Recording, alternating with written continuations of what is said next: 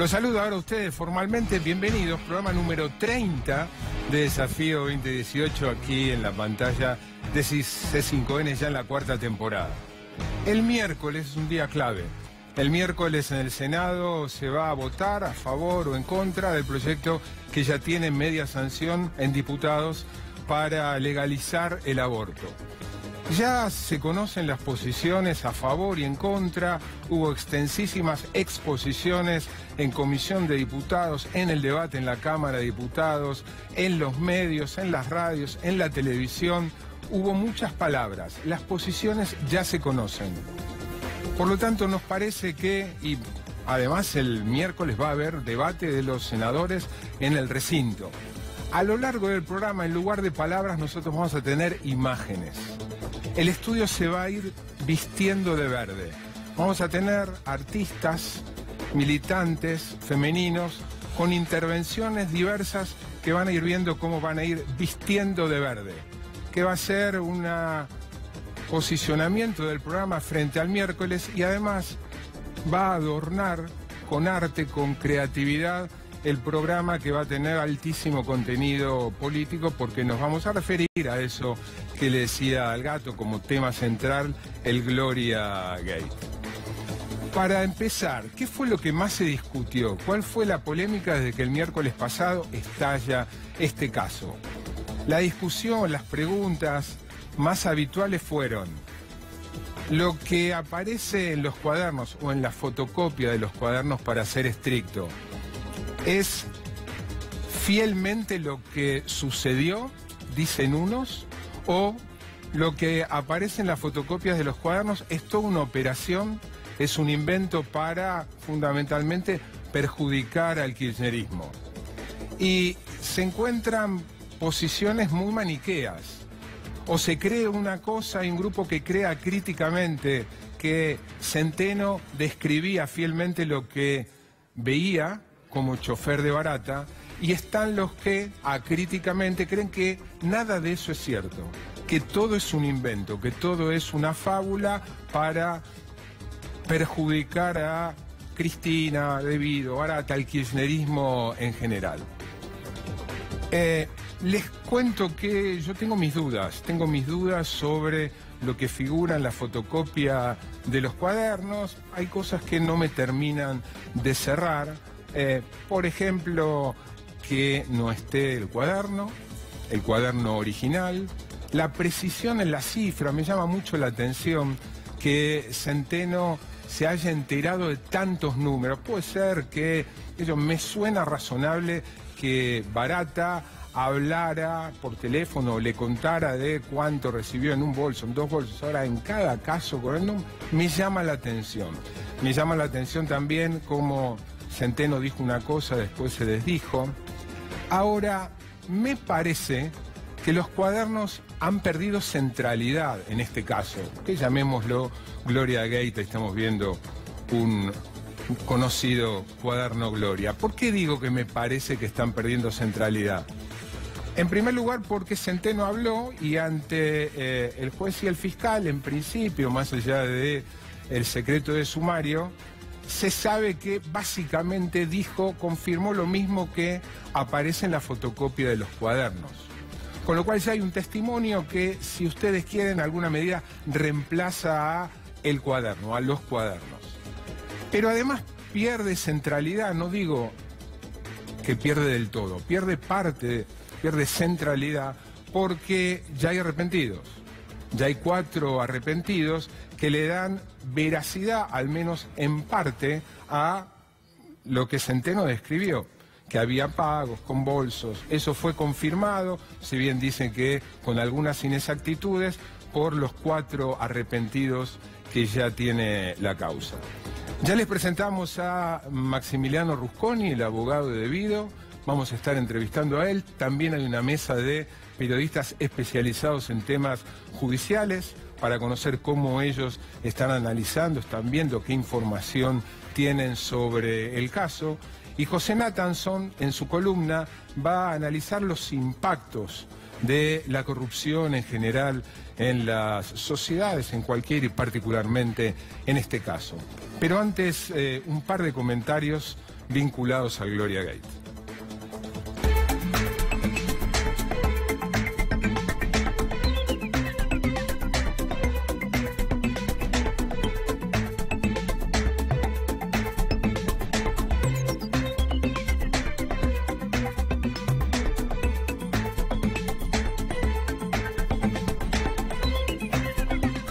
Lo primero que quiero resaltar es que por primera vez, por lo menos en la historia reciente de la Argentina, un caso de corrupción involucra, compromete a empresarios, y empresarios muy poderosos. Y no solo a empresarios vinculados al gobierno anterior o a un gobierno, sino a miembros del poder permanente, a miembros del establishment, y no a uno, no a dos, sino a una extensa lista de importantes empresarios que, si ustedes quieren, como esto está focalizado, esta causa, en la obra pública de construcción, uno puede imaginar esto repetido en el transporte, repetido en la energía. Bueno, estos casos son fundamentalmente de energía. Algunos se preguntaban por qué no está mencionado en los cuadernos José López. Aparece mencionado, pero no mucho.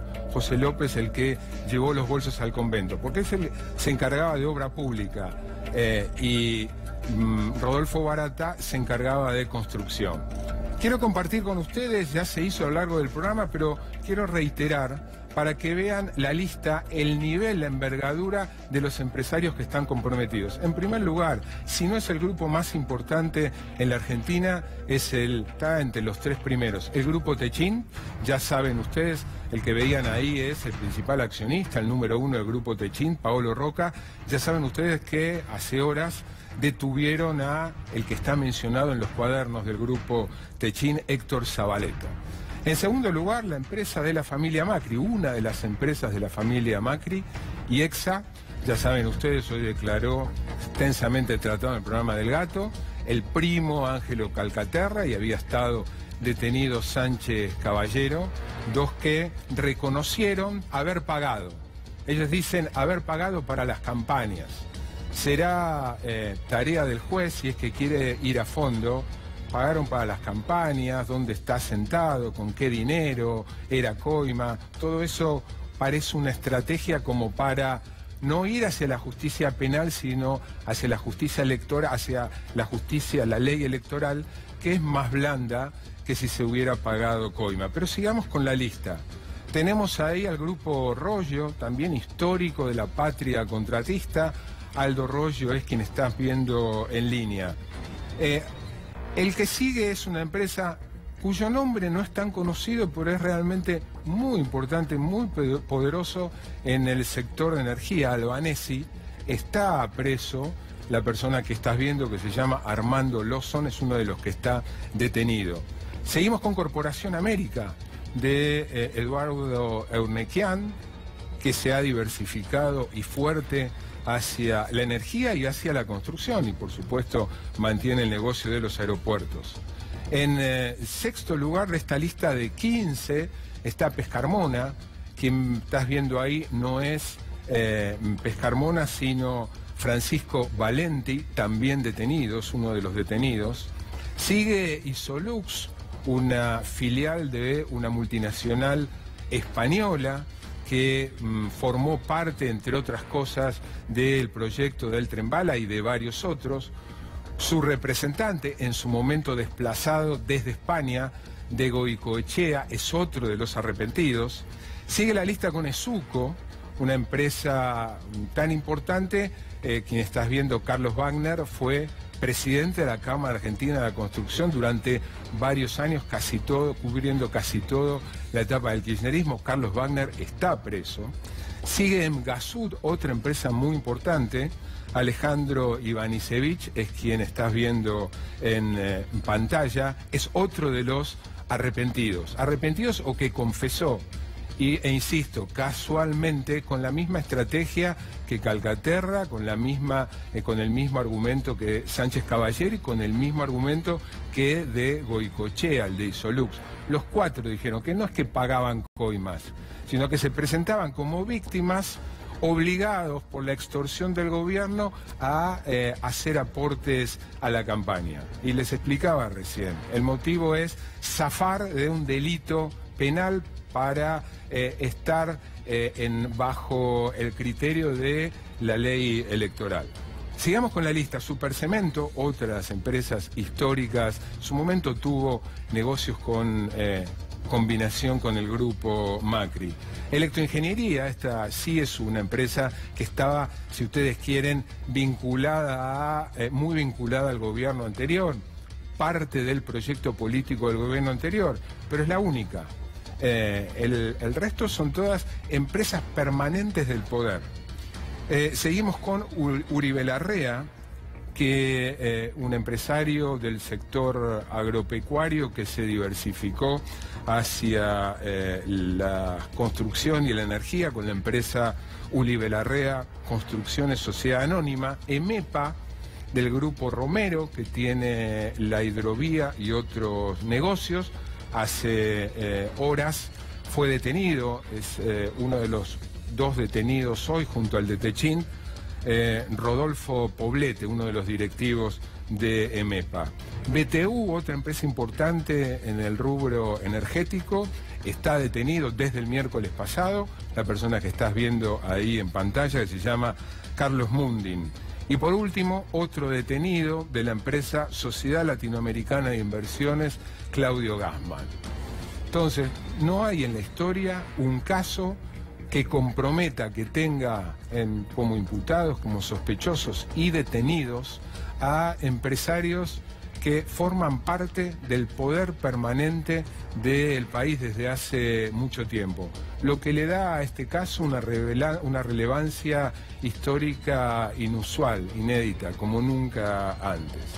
El repaso de los 4 arrepentidos: Calcaterra, Sánchez Caballero, de Goicoechea y Uribe Larrea, que, como les decía antes, los 4 con el mismo argumento. Uno quiere entender que hay ahí cierta combinación, cierto acuerdo, vaya uno a saber urdido dónde y vaya uno a saber con qué intervención del gobierno. Lo segundo que quería comentar, antes de ir al reportaje con Maximiliano Rusconi, es ¿cuál es el impacto? José se va a dedicar estructuralmente, cómo afecta la corrupción al funcionamiento de la sociedad, al funcionamiento de la economía por diversos mecanismos. Pues yo quería hacer un punteo de cómo está afectando este caso la dinámica coyuntural de la política. Y me parece que, a pesar de que una empresa que fue del grupo Macri, vendida después al grupo Mindrin y Exa como uno de los protagonistas centrales de este caso, y a pesar de que eso claramente compromete a la familia del presidente, tengo toda la impresión que lo que estamos llamando el Gloria Gate al gobierno le está resultando funcional, le es conveniente. Y si uno tiene la posibilidad de conversar con funcionarios del gobierno, hay, no digo fervor, pero hay satisfacción con lo que está sucediendo. ¿Por qué? Y básicamente por 4 razones. En primer lugar, porque el estallido del Gloria Gate le ha quitado protagonismo en la discusión pública, en la agenda pública, a la crisis económica, que hasta el miércoles pasado era, por supuesto, ningún tema es excluyente, pero era tema central de la política. La crisis económica y social desatada a partir de la corrida cambiaria del mes de abril. Y eso es claramente favorable para el gobierno, que venía cayendo estrepitosamente en las encuestas. Además, lo decía el Gato recién, puntualmente este caso de corrupción, de dinero irregular, de bolsos y demás, compite y le quita también, eclipsa en alguna medida los 2 casos de corrupción que habían estallado al gobierno, puntualmente al gobierno de la provincia de Buenos Aires, a la gobernadora María Eugenia Vidal, que era el caso de los aportantes truchos, a la campaña y la desidia, el estallido, que terminó con el estallido de la garrafa y la muerte de la directora y el auxiliar en la escuela de Moreno. Segundo motivo por el cual el Gloria Gate al gobierno políticamente en lo inmediato le está jugando a favor. En tercer lugar, porque está frenando el ascenso que venía teniendo Cristina en las encuestas. Nos habíamos referido a eso en los los programas de los 2 lunes anteriores. A partir de la crisis económica, la única política con perspectivas electorales para 2019 que venía subiendo las encuestas era Cristina. Y lo que hasta enero, febrero, marzo se veía como muy improbable un triunfo electoral en 2019 de Cristina, por esto famoso de que tiene un piso alto pero un techo bajo, mucho rechazo en la sociedad, en el propio gobierno lo empezaban a ver como un escenario posible. Un escenario posible que Cristina le compite. Lo que antes era conveniente, polarizar con Cristina, ahora se había convertido para el gobierno en una preocupación. Y en cuarto lugar, le juega a favor del gobierno, le es funcional al gobierno, porque la complicación que está teniendo el kirchnerismo en este caso dificulta una eventual alianza de todo el peronismo en vistas del 2019. Para un Pichetto, para Massa, para Urtubey, para Schiaretti, este caso les complica la posibilidad, si es que en algún momento se lo iban a plantear. Hay negociaciones muy embrionarias, pero negociaciones al fin había en vista al 2019 y me parece que este caso no descarta la posibilidad de una unión del peronismo para 2019, pero lo torna más difícil. Por eso les decía que el caso es funcional. Enseguida vamos a tratar el tema puntual con Maximiliano Rusconi, que les recuerdo, últimamente ha tenido protagonismo como defensor de Lago Marcino, en su momento de Carlos Menem, ahora de Julio De Vido, pero Maximiliano Rusconi hace algunos años, ahora nos va enseguida a recordar exactamente cuándo, ocupó el cargo desde el Estado, del otro lado del mostrador, como fiscal de investigaciones precisamente de delitos tributarios y de contrabando, delitos vinculados al poder económico. Pero antes de ir a Maximiliano Rusconi, como les planteé al comienzo del programa, el estudio se empieza a teñir de verde.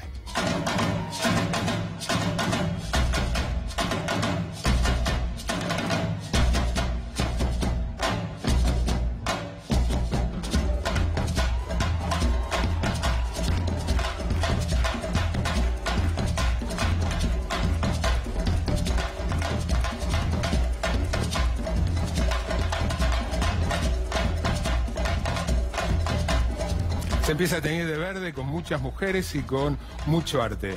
Muy buenas noches. ¿Ustedes quiénes son? Buenas noches.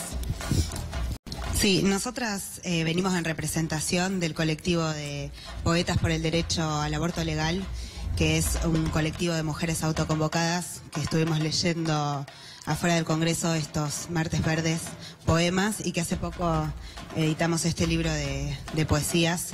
Martes verdes. Sí. ¿Ahí a pantalla?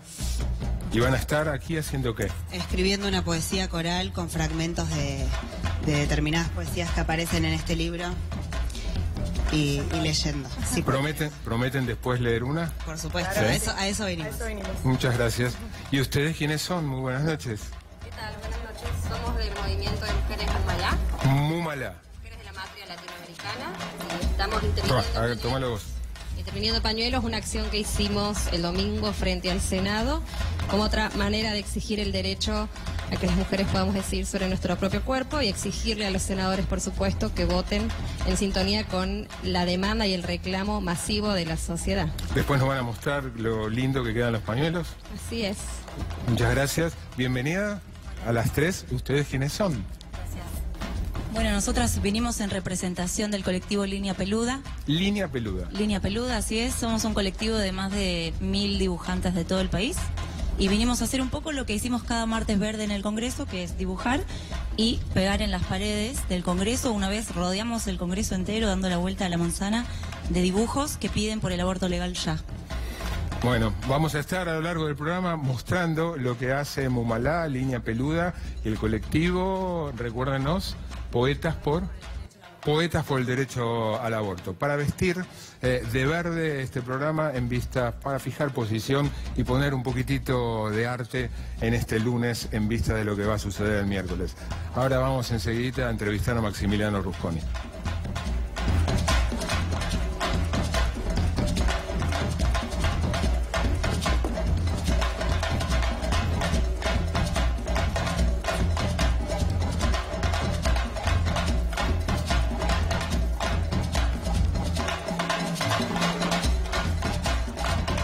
Maximiliano Rusconi, gracias por venir. No, por favor. Estaba recordando ahí tu paso por la UFITCO, ¿eso fue cuándo? Del 98 al 2001.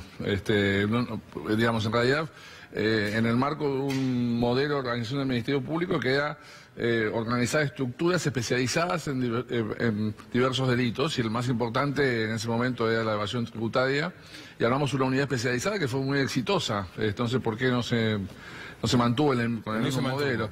Se redefinió, pero se desdibujó un poco, y la idea es que, digamos, las unidades, determinados delitos, el Ministerio Público esté cerca de la información de determinados delitos. Por ejemplo, en los casos de evasión tributaria, la idea es estar cerca de la AFIP, trabajar con la información de la AFIP, y fue un modelo muy exitoso, pero yo me lo acuerdo como una época muy linda mía. Bueno, ahora estás del otro lado del mostrador, y en este caso particular sos el defensor de Julio De Vido, que está señalado como, no sé si jefe de la asociación ilícita. ¿Cuál es la figura? Bueno, todavía nosotros no, el día que se produzca la indagatoria, Bonadío está tiene... citado para el viernes. Para el viernes, exactamente, viernes. Sí.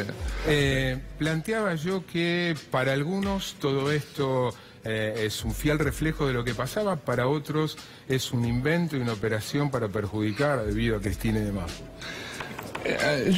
Yo diría, es una vergüenza desde el punto de vista de lo que debe ser una investigación seria. Digamos, acá tenemos, para dar algunos datos, digamos, tenemos un juez y un fiscal que son incompetentes, no deberían ser los que investiguen este caso, porque este caso hay que recordar que esta investigación se está dando en el marco de otro caso completamente distinto, que tiene un objeto procesal completamente distinto, que es el de gas natural licuado, en donde se discutía el precio de la compra de gas natural. ¿A qué precio importado? Exactamente.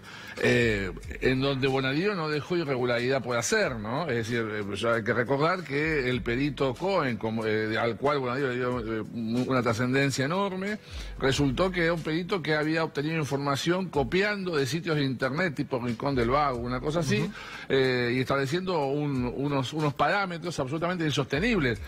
Quien dijo que eran insostenibles era alguien que no tiene ninguna empatía ideológica con Julio De Vido. El propio Aranguren dijo que lo que había dicho Cohen era un disparate. De hecho, la causa volvió a foja cero, digamos, y el perito es investigado. En ese marco, no sé por qué razón, se investiga este caso que no tiene nada que ver. Es más, el propio Bonadío, cuando se presentó la ex mujer de Centeno, él está de testimonio y manda sorteo, y si no me equivoco tocó el juez Torres, que debía ser el juez que hoy investigue las consecuencias de sus dichos. Yo entiendo, vos estás objetando, la formalidad judicial del caso. Sí, pero no es la formalidad, porque, digamos, no son formales, son garantías, ¿no? O sea, es la idea de tener un juez, digamos, que yo esté tranquilo, que es un juez que salió por sorteo, que no se autoconvocó al caso, etcétera. Ahora, ¿no? Y sobre lo que dicen las fotocopias y supuestamente confirmó Centeno. Pero por eso yo diría, es un caso con un juez y un fiscal, insisto, digamos, incompetentes.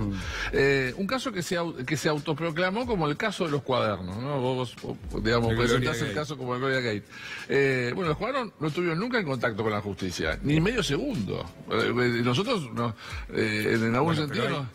Pero eso fue ratificado por Centeno en su testimonio. Bueno, él ratifica fotocopias cuyo contenido, ahora vamos a entrar enseguida, digamos, el contenido de esas fotocopias tiene extremos absolutamente inverosímiles, ¿no? Vos mencionaste algunos recién, pero hay muchos otros ejemplos. Ahora, el sujeto que ratifica y que aparentemente tranquilizaría a Stornelli y a Bonadío, en el sentido de que si no aparecen los cuadernos, igual la investigación tiene éxito. Yo lo noté preocupado a Stornelli cuando salió desesperado a allanar domicilios en el conurbano a ver si encontraba los cuadernos. Resulta que ahora eso ya no es importante. Es el propio sujeto que reconoció, luego de haber mentido varias veces, que él quemó esos cuadernos en una parrilla, digamos, o sea, que él los quemó y se lo dijo bastante tardíamente, luego de engañarlo al fiscal, y lo dijo frente al juez. A este sujeto le estamos dando credibilidad, cuando es el destructor de pruebas. Concepto, es importante que tengamos en cuenta esto, concepto, la destrucción de pruebas, la obstaculización de la investigación, que es lo que normalmente se utiliza en los últimos tiempos para encarcelar exfuncionarios kirchneristas. De hecho, Julio De Vido hace 9 meses que está detenido por la presunción de que él habría dado alguna orden para que desapareciera documentación en el caso de Río Turbio, que luego se demostró que eso era falso. Sí, sin embargo, él está detenido. Ahora, ese mismo comportamiento en Centeno resulta que es garantía de una investigación digamos, exitosa. Bueno, pero a eso se suma los cuadernos, la fotocopia de los cuadernos, el testimonio de Centeno, a lo que se suma en el día de hoy 4 confesiones, claro, que en algún sentido coinciden, estarían ratificando en lo que a cada uno de esos 4 respecta lo que dicen las fotocopias. No, yo creo que a ver, es difícil como Bonadío porque uno nunca tiene acceso a la información, ¿no? Cuando uno es abogado. Si uno es periodista, en general le va mejor. Pero yo diría, lo que estamos escuchando, que están diciendo los empresarios sujetos a una extorsión descomunal, ¿no? Es decir, están declarando bajo la amenaza de que si ellos dicen algo que suena bien a los oídos del investigador, resulta que mantienen la libertad. Si ellos dicen algo que se desvía de lo que el investigador quiere escuchar, entonces van presos. Bajo esa condición están declarando. Y son imputados. Es decir, no tiene la credibilidad de un testigo. Es un sujeto que está negociando la pena con el investigador. Se están inculpando. Sí. A ver, con alguna estrategia jurídica de medio, pero inculpando al fin. No tengo claro, porque posiblemente ellos pretendan presentarse como víctimas de una extorsión. Sí. Y entonces es el sujeto pasivo del delito, no el sujeto activo del delito. Sí. Entonces están inculpando. Pero uno puede entender que le están dando credibilidad a los relatos de Centeno. Yo no veo que haya coincidencia entre lo que ellos relatan y lo que diría Centeno. Lo que dice el cuaderno, porque acá encima se habla de los cuadernos, y la verdad que si uno ve, por lo que uno ve en los medios, resulta que del 1 al 7 son cuadernos propios de un remisero, digamos, ¿no? Voy, llevé, traje, kilómetros, nafta, cargué, fui, domicilios. Y el octavo es una fábula descomunal en donde encontramos disparates, Marcelo. O sea, a ver, yo quisiera en el cuaderno octavo, en la página 2 del cuaderno octavo, se ve un solo dato que puede ser menor, pero que yo lo titulé Volver al futuro, ¿no? Él está relatando con mucha precisión horarios, ¿no? Él dice 3 del 6 del 15, ¿sí? 10:03 horas de la mañana. Viene relatando un episodio y dice, en ese mismo párrafo adjudicado al horario 10:03, dice, luego a la noche ese dinero el licenciado lo bajó a su casa. Se refiere a un momento nocturno de ese día, cuando aparentemente está escribiendo a 10:03. La primera lectura que uno hace tiene la bola de cristal, digamos. En realidad uno podría decir que no tiene la bola de cristal. Lo que pasa es que al final de la noche él puso ese reglón. Sin embargo, después sigue en la misma página y dice 3, 6 del 15, el mismo día, 11:20 horas, y relata y continúa la mañana. Es decir, ha insertado un párrafo sobre la noche de ese día, que en realidad esto corresponde ¿a qué? A un guión. Ahora, es que ya no te llama la atención, me llama la atención que de Goicoechea haya dicho efectivamente el pago fue en el lugar que figura en las fotocopias, en los cuadernos, el monto no es exacto, quién puede haber accedido a esa información que no sea... Y yo no sé si la decía como las defensas no controlan las declaraciones de los coimputados, las declaraciones de los arrepentidos, y esto se arma en una habitación, digamos, en donde está el fiscal y el diputado. ¿Pensás que esto se armó en una habitación? Y no lo sé, digamos, es una negociación. Yo no tengo control, desconfío de lo que no controlo. Entonces, como al fiscal y a los jueces federales de esta envergadura les encanta las declaraciones de los arrepentidos porque son armadas, digamos, y no son controlables por las partes. Entonces, hoy lo que tenemos es, lo que está sucediendo, ¿qué es? Lo que pasa siempre al final, digamos, es la detención masiva de personas y el intento de ablandarlos, enseguida invitándolos a que sean arrepentidos. Bueno, eso es el ejemplo de una justicia vergonzosa, que tiende a las nulidades futuras, que tiende a que los tribunales después, cuando tienen que ratificar estos desastres, van a declarar absoluciones. Y después la gente se va a quedar con la sensación de que hay impunidad en Argentina. Hay impunidad por estos desastres. Te planteo lo siguiente, recordá tu función del otro lado del mostrador. Si te llegaba por sorteo con todas las garantías y cumpliendo todo el procedimiento como vos considerás que debe hacerse, y te llegaba a vos como fiscal o como juez esa información, ¿no? La fotocopia es un cuaderno. Bueno, esto está... primero, ese cuaderno o esas fotocopias es el momento cero de la investigación, no el momento final. Digamos, no, acá pareciera que... Bueno, no es el momento final ahora, ¿no? No, sí, es el momento final, porque ya la gente está detenida. Y esto nadie fue a buscar los cuadernos después de la detención de las personas. Bueno, te llegan los cuadernos. Entonces, ¿qué se debería haber hecho? Bueno, el desarrollo de una investigación preliminar. Supongamos que el fiscal no quiere judicializarlo por ahora, porque no sabe si es, es algo serio, más o menos. Desarrollo de una investigación preliminar, digamos. Hay un montón de medidas que él puede tomar para ir chequeando la seriedad de ese relato, que él puede hacerlo sin afectar garantías en principio. Todo eso que él puede hacer sin afectar garantías, puede hacerlo él mismo, sin ninguna obstaculización, en el marco de una IP. Cuando esa investigación preliminar logra cierta madurez, el fiscal que se autoconvocó a esa investigación no puede ser el fiscal que continúe, porque entonces sería muy fácil. Porque yo también puedo ser un fiscal que me autoconvoco para investigar o me autoconvoco para proteger. Sí, pero vos yo le preguntaría a Calcaterra hoy, ¿está muy preocupado Calcaterra por el hecho de que esta dupla sea la que lo investiga? Y yo no estoy tan seguro que esté tan preocupado, habría que preguntarle. Entonces, para asegurar esta independencia, es que la ley obliga al fiscal a esa IP a mandarla, pero quiero terminar, Marcelo, mandarla a sorteo. Está bien, pero vos volvés, y no estoy minimizando, vos volvés a las irregularidades en el procedimiento judicial. No entiendo. No. Ahora, vos estoy contando la secuencia normal de una investigación seria. Pero una investigación preliminar, ¿por qué no pensar que desde el momento en que Diego Cabot se junta con Stornelli y le entrega las fotocopias, transcurrieron varios meses, y que esa investigación judicial, que nadie sabe qué es lo que hizo Stornelli y Bonadío en ese lapso? Bueno, pero hoy... ¿No pudo haber sido esa la investigación preliminar? Bueno, yo no la veo todavía, digamos, no hay ninguna mención. Y de última, las cosas que se conocen tienen abajo la legitimidad de la causa. Por ejemplo, si Centeno reconoció, incluso luego de varios vaivenes, que él quemó esa documentación, esto quiere decir otra cosa.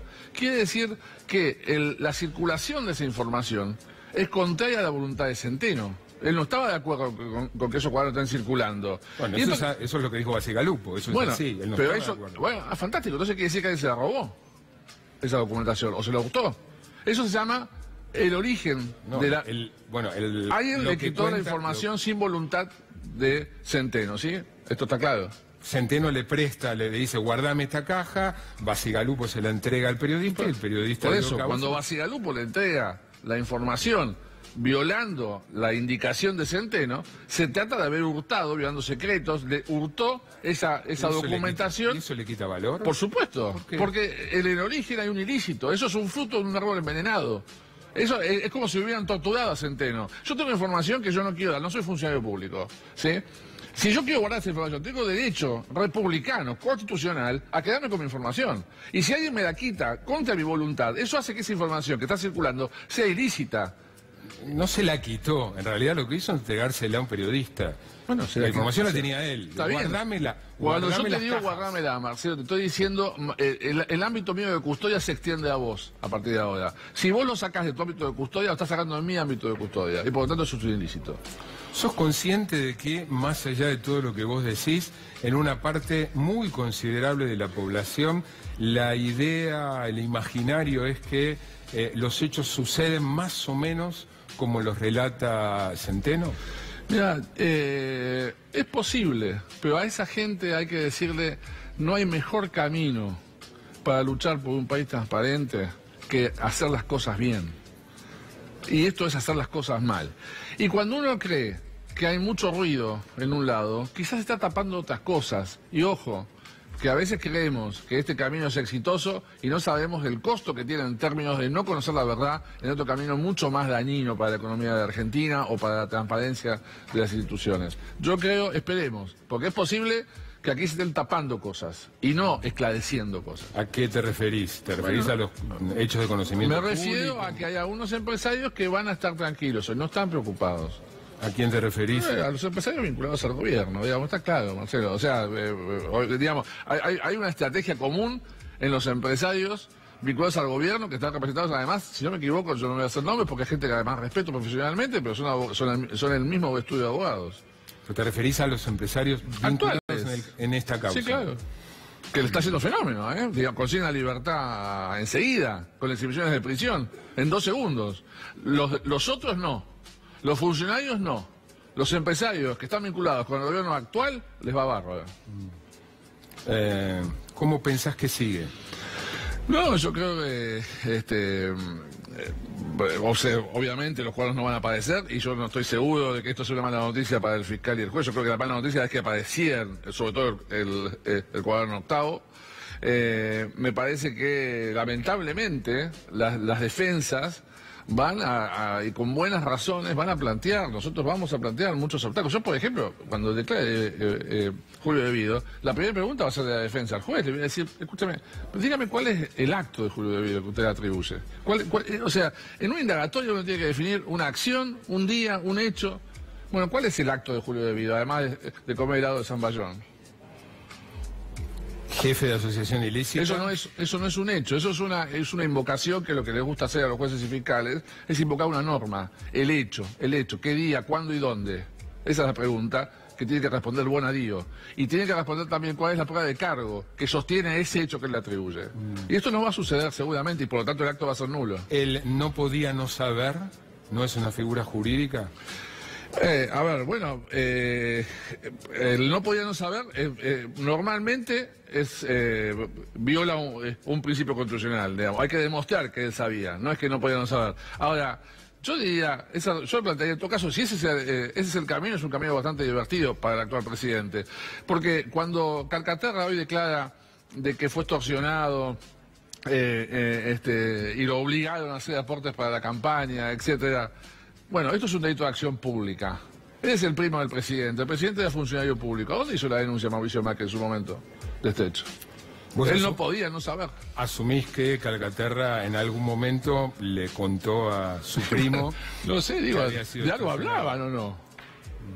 Uno imagina que sí. Supongo que sí, qué sé yo, le pasó algo tan grave, digamos, que lo conmocionó tanto que hoy tuvo que en su momento autoinculparse. Supongo que se lo comentó a Mauricio Macri. Bueno, nosotros mañana vamos a buscar a ver dónde está la denuncia de Macri sobre este hecho, que era un delito de acción pública conocido en el marco de su función. Por último, y te remonto a tu cargo como fiscal de investigaciones, cuando ves la lista de esos nombres, ¿no te genera nada? La lista de nombres de las empresas, ¿no? Lo que mostrábamos antes. Sí, a ver, sinceramente todo es muy espectacular. Yo lo que quisiera, yo tengo más fe en la justicia menos espectacular, más trabajosa, más seria, además bajo perfil. Me gusta, no me gusta en todo caso, pero lo entiendo, los encarcelamientos luego de una sentencia de condena firme. Nada.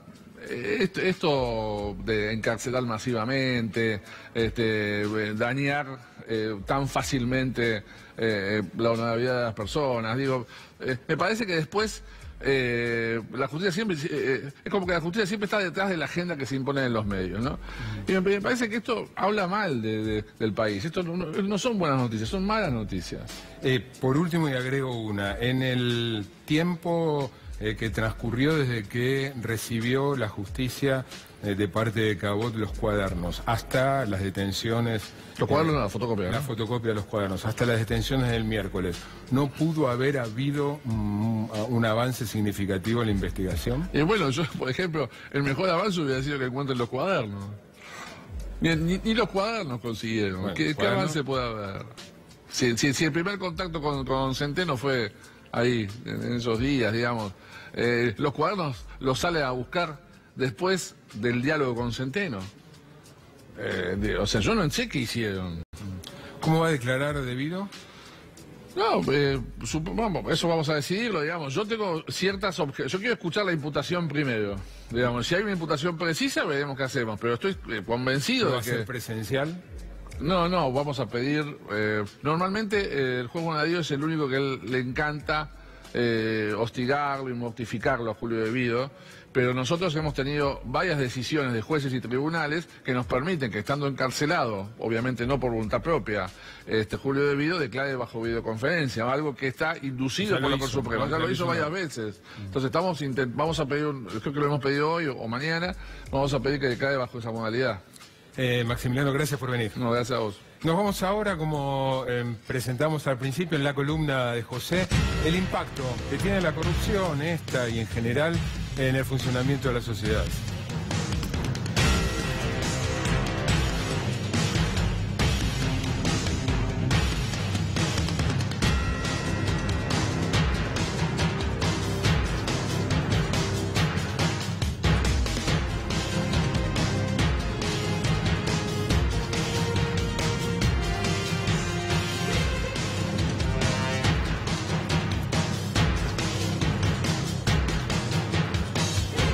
Enseguida vamos a estar viendo cómo las chicas de la poesía, de la intervención de pañuelos y las que están dibujando, qué es lo que están haciendo hoy en este estudio que está acompañando de esta manera la espera para la sesión del próximo miércoles. José Nathanson, muy buenas noches. ¿Qué tal, Marcelo? Buenas noches. ¿Cómo impacta la corrupción, el funcionamiento de la sociedad? La sociedad, efectivamente, más allá de, digamos, las peripecias procesales, de lo que pase con las prisiones preventivas, los liberados, los acusados, tratar de pensar un poquito cómo impacta la corrupción. Este escándalo de corrupción, si se comprueba, el escándalo de los aportantes truchos de Cambiemos, que está un poco más probado, es decir, ¿qué efecto social tiene? ¿Cómo sedimenta esto en una cierta cultura política, en un imaginario popular? ¿Qué efecto social? ¿Qué nos pasa con la corrupción? Casi está bien el título que puso Claudio, Nosotros y la corrupción. ¿Qué nos pasa con la corrupción? Primer tema, la corrupción cancela la discusión política. ¿Qué quiero decir con esto? Uno puede hacer un balance del kirchnerismo, uno puede decir que el kirchnerismo a mí me gustó, no sé, la política social y la política de derechos humanos, y no me gustó la política energética y el INDEC, digamos. Ahora, no puede meter al soborno y a la coima dentro de esto. Uno puede decir la gestión de Cambiemos en la ciudad o del Macri en la ciudad estuvo bien con el Metrobús y las bicisendas y mal con la política educativa. No puede meter los aportantes truchos dentro de esta discusión, digamos. La corrupción entra dentro de una categoría diferente a la política, es una cuestión ética, moral, no tiene que ver con la política. Entonces cancela la discusión política, cierra el debate. Cuando te tiran en medio de una discusión política los bolsos de López o los aportantes truchos, se acaba la discusión. Es lo que hace Pino Solana cuando empieza a gritar son todos ladrones, lo que hace es acabar con la discusión, no se puede discutir con eso. ¿Qué puede argumentar uno frente a eso? Impide la discusión política, ese es el poder antipolítico de la corrupción. La capacidad cancelatoria, la potencia cancelatoria, digamos. ¿Por qué? Y te pueden decir, bueno, sí, pero... Bueno, porque lo que pasa es que te están llevando la discusión hacia otro lado. Te traspasan la discusión de la política al plano de la ética, digamos, ¿no? Te la mueven del lugar. Por eso digo que tiene un poco... Porque uno puede hacer un balance de un ciclo político, de un dirigente, de un gobierno. Ahora, no puede meter dentro del balance a la coima.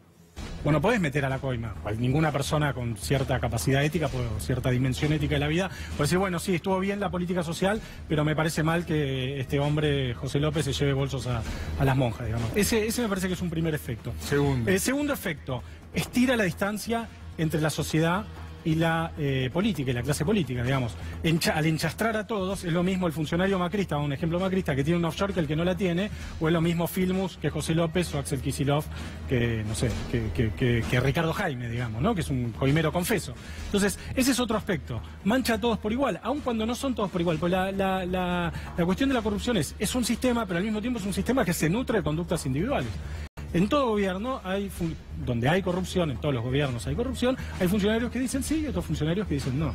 Funcionarios que eligen combatirla, otros que no eligen combatirla, otros que eligen cacharse, otros que no eligen cacharse. Es una discusión bastante compleja, digamos, pero me parece que es otra cuestión. Mancha a todos por igual, es una mancha venenosa. Uniforma. La tercera, desvío de dinero concreto. O sea, hay plata que debería haber ido a la corrupción y que se llevó López o quien sea a su casa o una campaña política, digamos. Eso es concreto. Hay un hilo rojo que conecta a Ricardo Jaime con la tragedia de Once, por decirlo algo, con el estado de las vías y la seguridad ferroviaria en la Argentina. Ahí hay algo concreto, digamos, ¿no? Igual voy a decir algo políticamente incorrecto.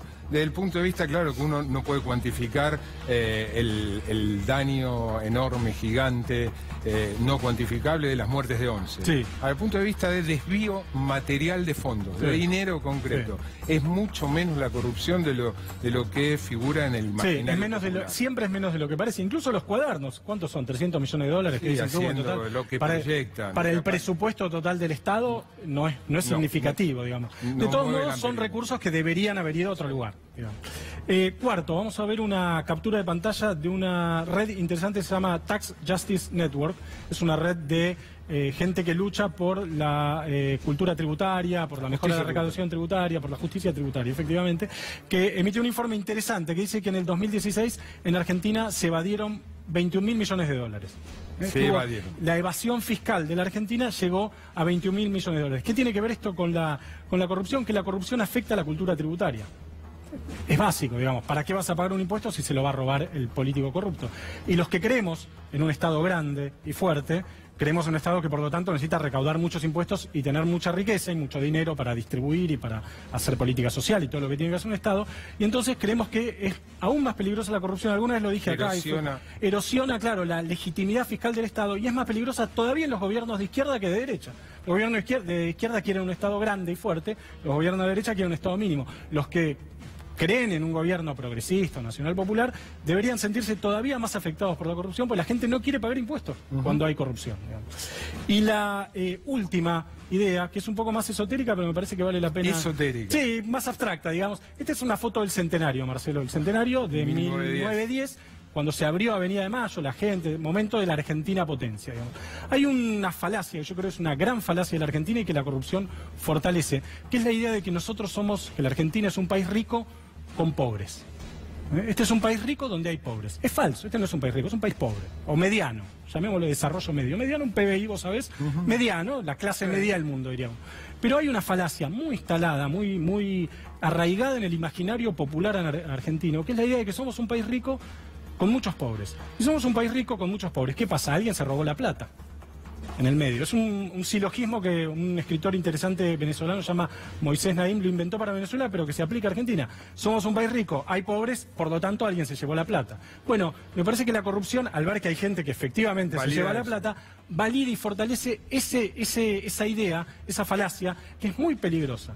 Muy peligrosa, porque si vos decís, bueno... No es lo mismo un país rico que un país con recursos. Efectivamente, no es lo mismo un país rico que un país con recursos, y tampoco son tantos, hay recursos, pero tampoco son tantos los recursos. Digo, la idea de que somos un país rico y que hay pobres y que por lo tanto el problema es que alguien se robó la plata, y vuelvo con esto al principio, es una idea muy peligrosa, porque lo que hace es cancelar la discusión política. Nosotros no somos un país rico donde hay pobres, somos un país de desarrollo medio que tiene que cobrar más impuestos, hacer un montón de cosas que se tienen que discutir políticamente, y la corrupción lo que hace justamente es impedir esa discusión política. Gracias, José.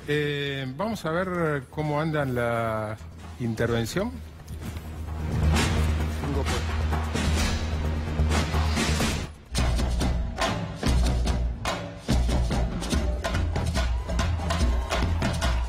La chica de la poesía, no les pregunté el nombre antes.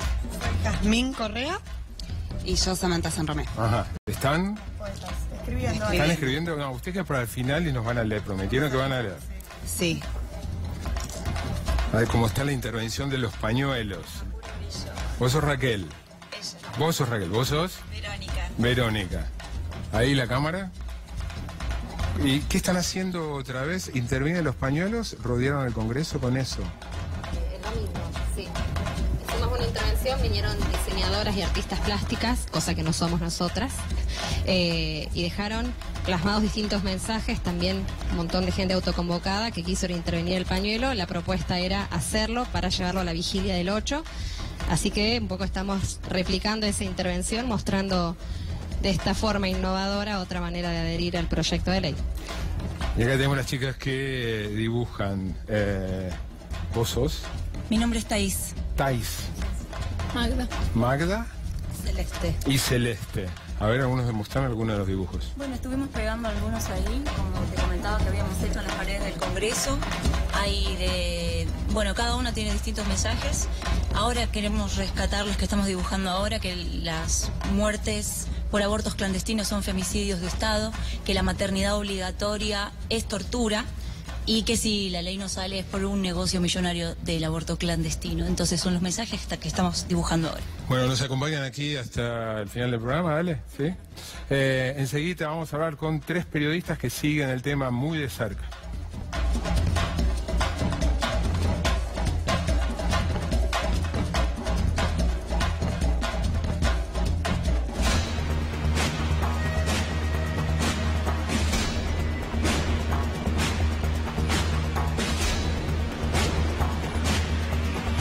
Periodistas dedicados al tema judicial, Irina Hauser de Página 12, Bernardo Vázquez del Cronista, gracias a los dos por venir, y Néstor Espósito, Tiempo Argentino. Hemos compartido la radio del Plata, que lo mal que va. Gracias por venir, Néstor. Gracias por la invitación. Es un invento, es un fiel reflejo de la realidad, las fotocopias. ¿Qué saben, qué piensan, qué creen? Creo que ni una cosa ni la otra exactamente. O sea, ni un invento 100% ni un reflejo total de la realidad. Creo que el gran desafío para los que trabajamos en esto que se llama ahora periodismo judicial es poder tomar un poquito de distancia de lo que hay realmente en la causa y de todo lo que se va construyendo alrededor. Lo que hay en la causa son fotocopias de unos cuadernos que entregó un periodista en una fiscalía. Y alrededor de eso se empiezan a construir cantidad de preguntas, ¿no? Lo que hay es una declaración de arrepentimiento del primer detenido en esta causa, que es el supuesto autor de esos cuadernos. Que confirma. Él dice que es autor pero que también dice que los quemó, ¿no? Que de pronto los quemó y los cuadernos no están. Entonces lo que hay en la causa son fotocopias. Y cuando decís que parte sí, parte no, ¿por qué parte sí, parte no? Ni una cosa ni la otra, dijiste. Porque no sabemos exactamente qué es lo que hay. Lo que también sabemos que hay hoy, y que podíamos vislumbrar quizá desde los primeros momentos de la investigación, es que empieza a haber empresarios que confiesan. Que confiesan algo que por ahora tampoco sabemos si tiene estrictamente que ver con el pago de sobornos por obra pública. Están vinculando el tema no directamente a la obra pública, sino a las campañas presidenciales, las de los últimos años, más precisamente la de Cristina Fernández de Kirchner.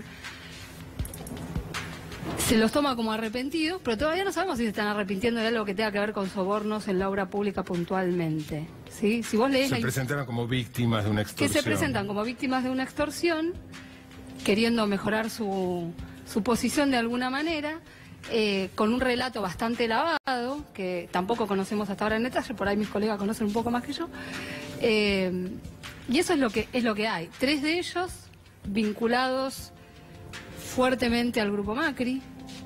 Estoy hablando, bueno, de la aparición sorpresa hoy de Ángelo Calcaterra. ¿Por qué 3? ¿Calcaterra, Sánchez Caballero? Calcaterra, Sánchez Caballero y Juan Carlos de Goicoechea, que es de la empresa un CEO de la empresa Isolux, también vinculado al grupo Macri.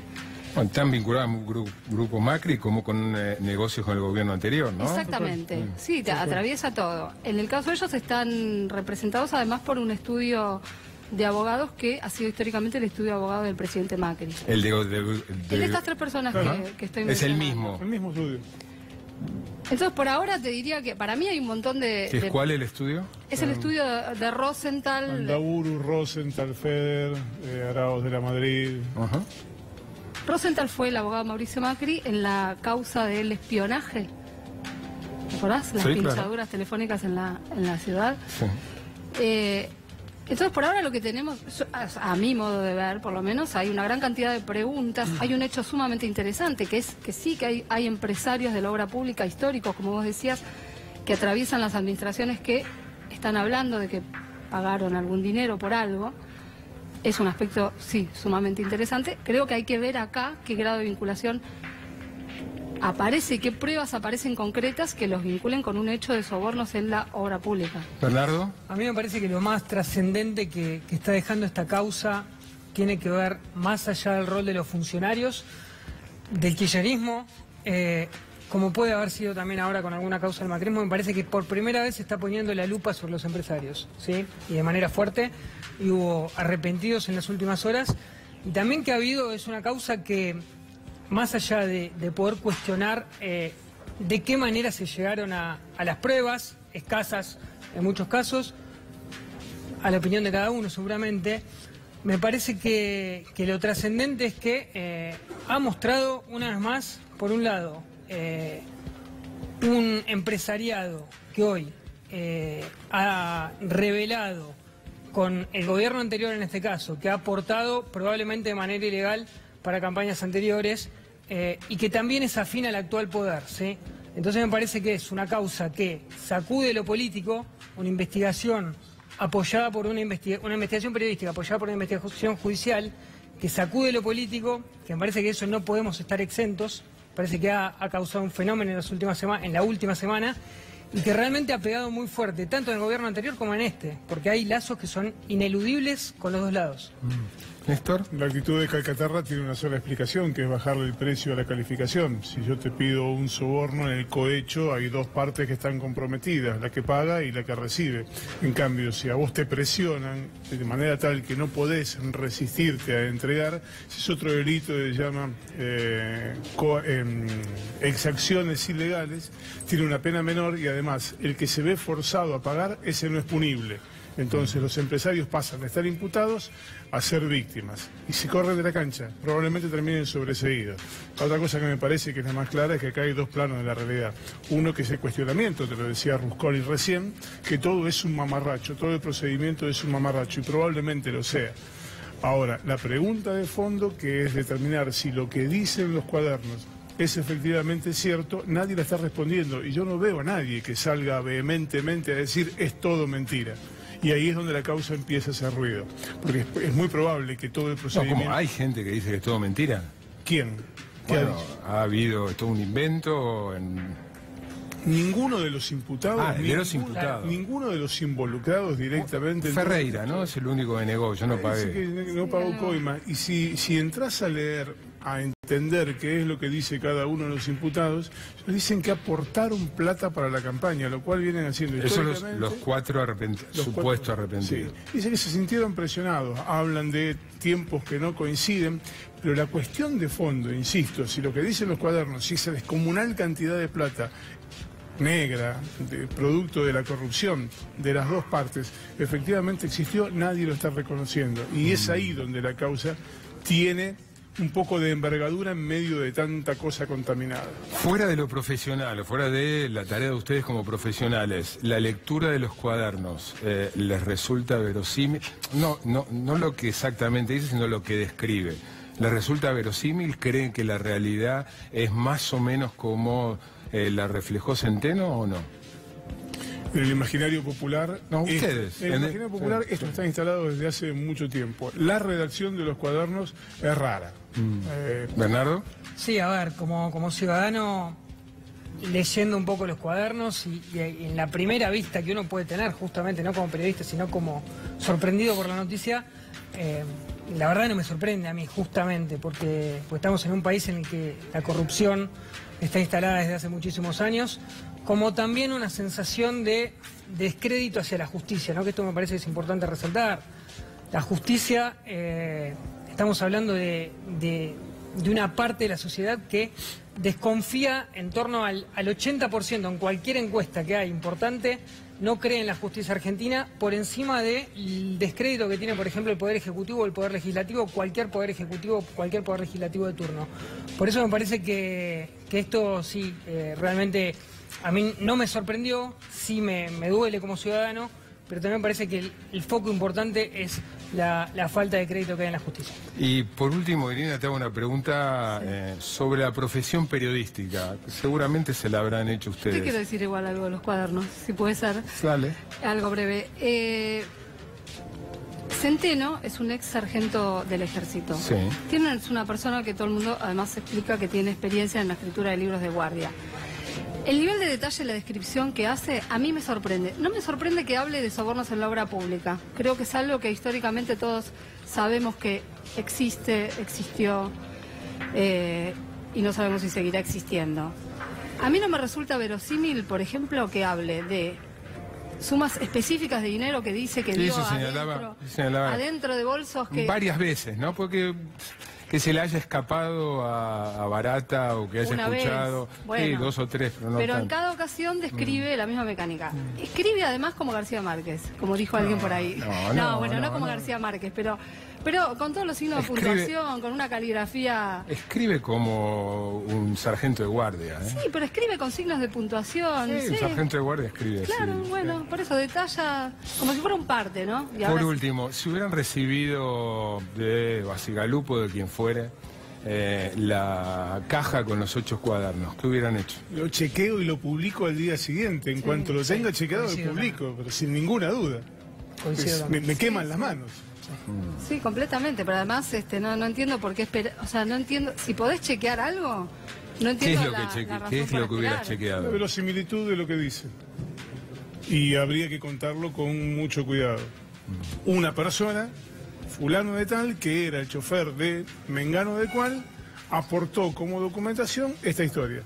Claro, y eventualmente que eso genere una denuncia, y si se genera una denuncia, que se sortee como corresponde. ¿Vos también, Bernardo? Sí, más allá de los tiempos que puede llevar el chequeo, que puede ser un día o puede ser mucho más, depende del rigor periodístico de cada persona y de cada profesional, sí coincido que directamente lo hubiera publicado y no hubiera ido a la justicia en primera instancia. Néstor, Bernardo, Irina, gracias por venir. Gracias por la invitación. Nos vamos al primer corte del programa y cuando volvamos, lo que hicieron las chicas de Mumalá, las que escribieron la poesía y las que intervinieron los españoles.